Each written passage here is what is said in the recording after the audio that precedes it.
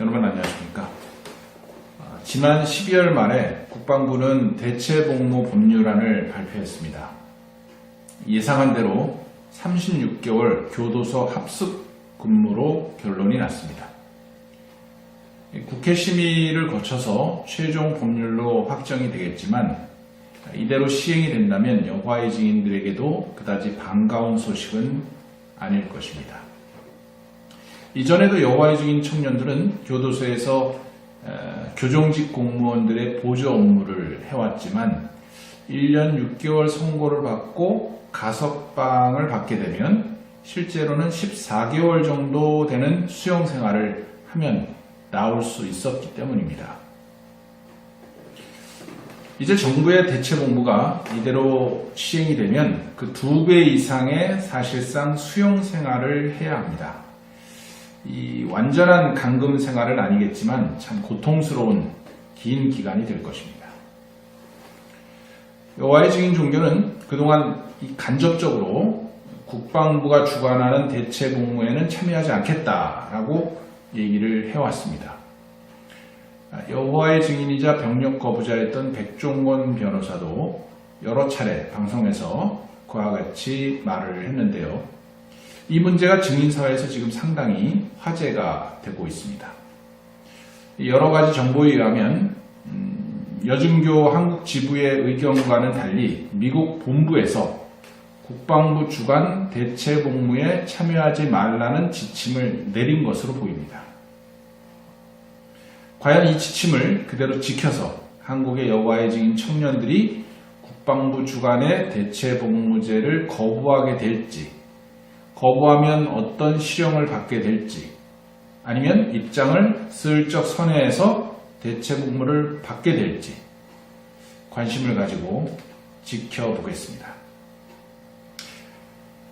이 일련의 사건들을 보면 증인 종교는 신도들에게 이 개인의 양심에 따라 행동하도록 하는 그런 리버럴한 종교 집단이 아니라 획일적인 종교 규칙에 의해서 단체 행동을 규정하고 강제하는 종교라는 사실을 확인할 수 있습니다. 그간 여러 번 지적했던 병력 참여자에 대한 종교 내의 가혹한 처벌만 보더라도 그렇습니다. 이와 관련하여 최근 국방부에서 양심적 병력 거부자라는 용어를 종교적 병력 거부자라고 변경하였습니다. 이는 가장 사실에 근접한 용어 변경이라고 생각합니다. 증인 종교는 내부의 처벌과 연좌제를 통해서 사실상 군대를 가지 못하도록 막고 강제하고 있습니다. 그들에게 양심적 병력 거부라는 말은 적절하지 않습니다. 한국 정부의 용어 변경을 환영하는 바입니다. 또 하나의 이슈는 여호와의 증인 신도들의 병력 거부의 진실성을 확인하기 위해서 온라인 슈팅 게임에 접속한 사실을 검찰에서 확인하기 시작했다는 것입니다.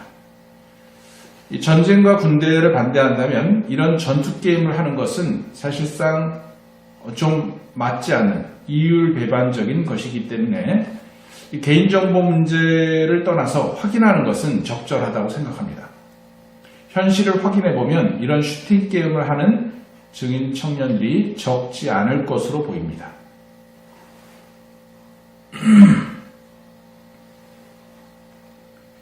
많은 증인 청년들이 부모의 종견의 위치, 또 그 집단 속에서의 인간관계 때문에 양심적으로 행동하는 것 같이 보이지만 사실상은 이중적인 생활을 하는 경우가 많습니다.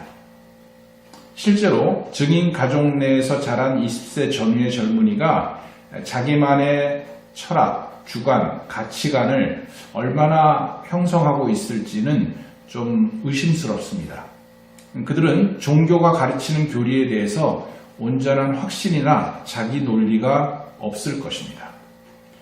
그들은 그저 일반 젊은이들처럼 게임을 하고 또래들과 즐기고 싶을 것입니다.